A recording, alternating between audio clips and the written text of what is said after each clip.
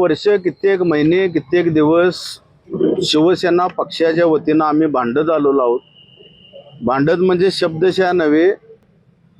राजेश क्षीरसागर हे कसे टक्केवारी घेतात, कसे ते गडेलोट्ट झाले, ज्या पद्धतीनं त्यांचं आता पोट सुटलेलं आहे त्या पद्धतीने त्यांची भूक किती आहे पैशाची, हे वारंवार मी अक्षरशः टाळं फोडून जनतेच्या पुढ्यात आणत होतो.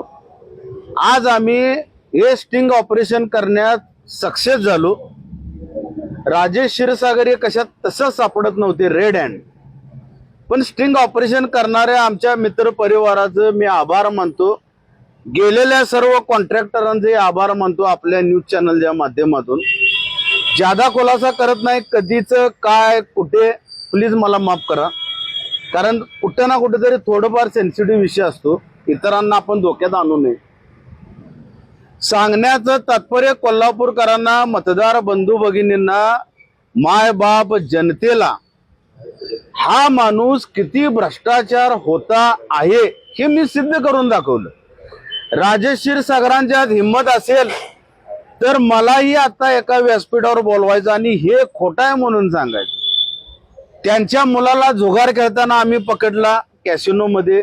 आता क्षीरसागर 40-40 लाख रुपये अक्षरशः खंडणी आणि लूट हो महाराष्ट्र राज्याची, राज्य शासनाची बदनामी केली. त्या व्हिडिओमध्ये ते पुन्हा एकदा म्हणतात की आम्हाला वरच्यांना पैसे द्यावे लागतात. मग वरचे म्हणजे कोण? सन्माननीय आयजी साहेबांनी, SP साहेबांनी, DYSP साहेबांनी कोणीही ह्या प्रकाराची चौकशी केली पाहिजे. मी तक्रार दाखल करणार आहे IG ऑफिसला की याची शहानिशा करा. हे कोण आहेत या सगळ्यांना घ्या आणि ह्या टक्केवारीखोर आमदारावर गुन्हा दाखल केला पाहिजे. ही समोरासमोर हा खंडणी मागतो. आणि आज उजळ मात्यानं फिरणारा राजेश क्षीरसागर आज काळाभोर झालेला आहे असं शिवसेना पक्षाकडून मी घोषित करतो. मला माफ करा, व्यवहार कोणता आहे यापेक्षा त्या व्हिडिओमध्ये कॉन्ट्रॅक्टर लोक गयावया करताना दिसतात. अक्षरशः गयावया करायला लागलेत. साहेब बासकी, साहेब बासकी. राजेश क्षीरसागरांची बसण्याची पद्धत बघावं, त्यांच्या अंगात मस्ती बघा, गुरमी. अरे क्षीरसागर धमक आहे तर माझ्यासमोर असं बसून दाखवा आणि एक खोटा म्हणून सांगा. धमक असेल तर.